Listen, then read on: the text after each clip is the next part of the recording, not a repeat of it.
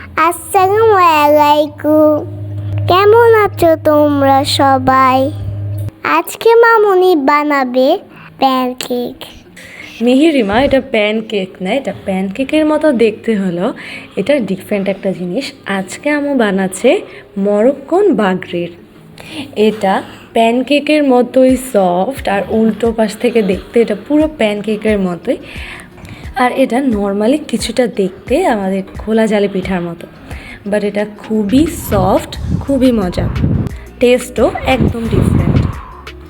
এটা আপনারা বাসায় তৈরি করে ইজিলি মাংস, মুরগি, যে কোনো কারির সাথে বা ঝাল কিছুর সাথে খেতে পারেন।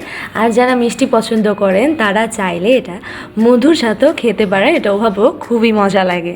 তো আশা করি আমার আজকের এই রেসিপিটা আপনাদের কাছে ভালো লাগবে। ভালো লাগলে অবশ্যই লাইক, কমেন্ট, শেয়ার করবেন। তো চলুন আর কথা না বাড়িয়ে আমাদের রেসিপিটা শুরু করা যায়। তো প্রথমেই আমরা এখানে একটা মিক্সিং বোল নিয়ে নিয়েছি। আমরা যেহেতু অনেক বেশি করে তৈরি করব, তাই আমরা প্রথমেই নিয়ে নিয়েছি 4 কাপ সুজি। আপনারা যে পরিমাণে তৈরি করবেন সে অনুযায়ী সবগুলো উপকরণ নিয়ে নেবেন, আর এই রেশিওটা ফলো করে তৈরি করলে ইনশাল্লাহ পারফেক্ট হবে।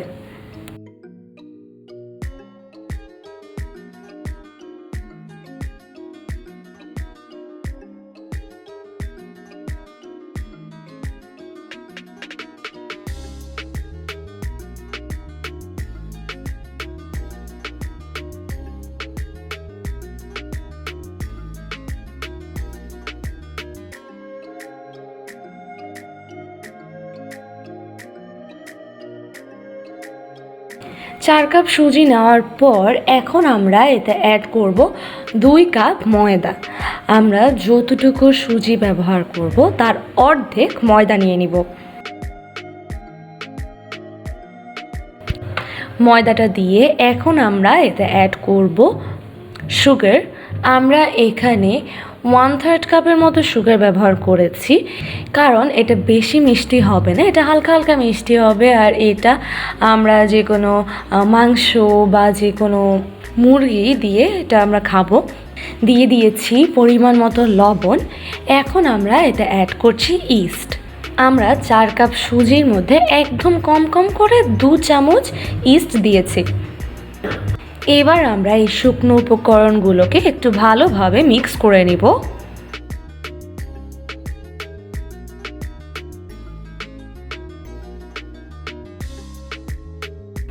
তো এই শুকনো উপকরণগুলো একদম ভালোভাবে মিক্স করা হয়ে গেলে আমরা নিয়ে নিব একটা ব্লেন্ডারের জার। এবার এর মধ্যে আমরা এগুলোকে ব্লেন্ড করব। যেহেতু আমাদের অনেক বেশি, তাই আমরা অর্ধেক অর্ধেক করে ব্লেন্ড করছি এগুলোকে। আমাদের 3 বারে ব্লেন্ড করতে হয়েছিল, তো আমরা প্রথমেই শুকনো উপকরণটা নিয়ে নিলাম। এবার এর মধ্যে আমরা যতটুকু পানি দিব ততটুকুই মিল্ক অ্যাড করব। আর পানিটা অবশ্যই আপনার কুসুম গরম হতে হবে। তো এগুলো দিয়ে আমরা এটাকে ভালোভাবে ব্লেন্ড করে নেব। তো এরকম করেই আমরা বাকিটাও নিয়ে তারপর মিল্ক আর কুসুম গরম পানি দিয়ে একইভাবে ব্লেন্ড করে নেব।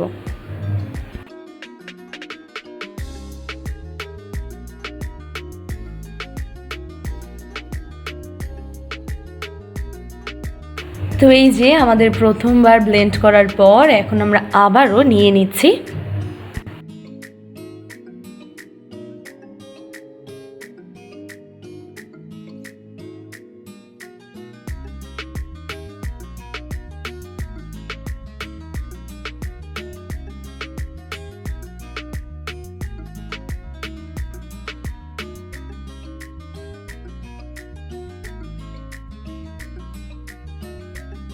তো একইভাবে আমরা এগুলোকেও ব্লেন্ড করে নিয়েছি।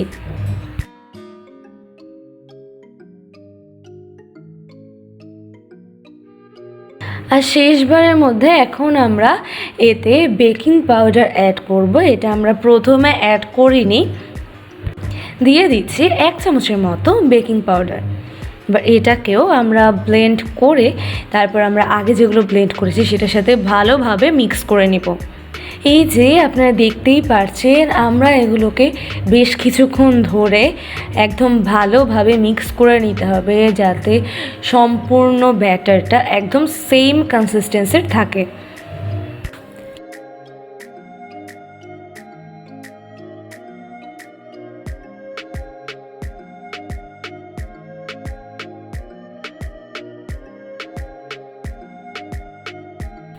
আর আমাদের এই ব্যাটারটা বেশি ঘনও হবে না আর বেশি পাতলাও হবে না, আপনারা এটা দেখে বুঝে নিতে হবে যেটা কেমন হবে। এই ব্যাটারটা একদম পাতলা ব্যাটারের থেকে আর একটু ভারী আর একটু ঘন হবে।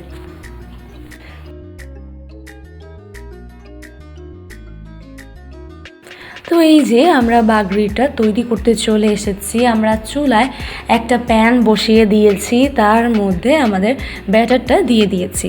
প্যানটা গরম হয়ে এলে ব্যাটারটা দিয়ে দিতে হবে। আর এখানে কোনো এক্সট্রা তেল কিছুই ব্যবহার করতে হবে না। ব্যাটারটা দিয়ে কিছুক্ষণ ঢাকনা দিয়ে রেখে তারপর এটাকে উল্টিয়ে নিলেই আমাদের বাগড়িগুলো একদম রেডি। আপনারা দেখতেই পারছেন আমরা কিভাবে তৈরি করছি।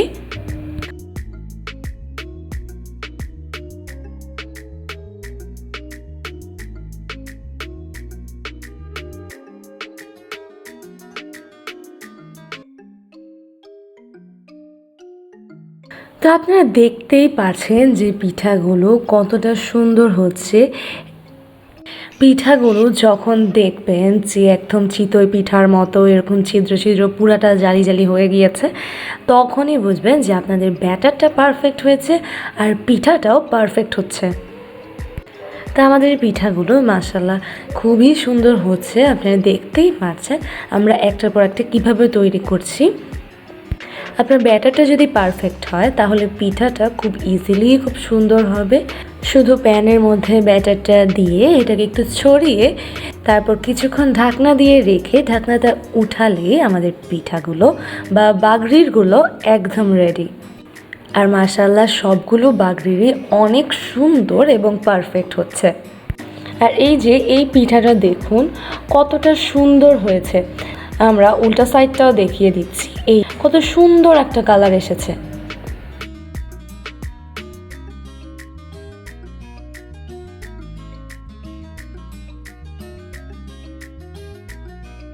তো এই যে আমরা এখানে অনেকগুলো পিঠা তৈরি করে নিয়েছি, আপনারা দেখতেই পাচ্ছেন।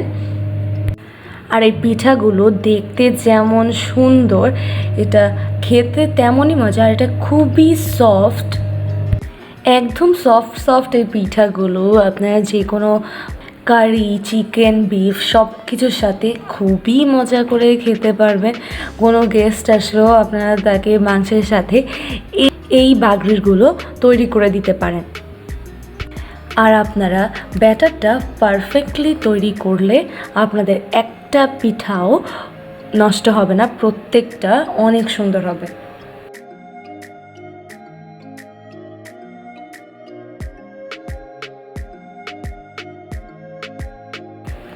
এই যে আপনারা এই পিঠাটাও দেখতে পাচ্ছেন যে পিছনের সাইডটা কতটা সুন্দর হয়েছে, একদম দেখতে প্যানকেকের মতো লাগছে। আর এই বাগড়িরগুলো আমাদের চিতই পিঠা বা খোলা জালির পিঠার মতো শক্ত হয়ে যায় না। এটা আপনারা 2 দিন পর্যন্ত রেখে দিলেও এটা এরকম সফটই থাকবে। আর এটা আপনারা কোনো বক্সের মধ্যে রেখে দিলে অনেকক্ষণ পর্যন্ত গরম থাকবে। যারা সকালে রুটি বা পরোটা এগুলা খান তারা অবশ্যই এটাও একবার বাসায় ট্রাই করতে পারেন। ইনশাল্লাহ আপনাদের কাছেও এটা অনেক অনেক ভালো লাগবে। খুবই সফট, মুখে দিলেই মনে হবে যে কি যেন একটা খেলাম। মরক্কোন এই বাগড়িটা সাধারণত তারা মধু বা মিষ্টি কিছু দিয়ে খেয়ে থাকে, কিন্তু যারা মিষ্টি এরকম পছন্দ করেন না তারা আমাদের মতো মাংস বা যে কোনো ধরনের ঝাল কিছু দিয়ে এটা ট্রাই করতে পারেন, অসম্ভব মজা লাগবে। তো আশা করি আমার আজকের এই রেসিপিটা, আজকের এই ভিডিওটা আপনাদের কাছে ভালো লেগেছে। ভালো লাগলে অবশ্যই এটা বাসায় তৈরি করবেন আর আমাকে কমেন্ট করে জানাবেন যে আমার রেসিপিটা ফলো করে তৈরি করে আপনাদের এটা কেমন হয়েছে।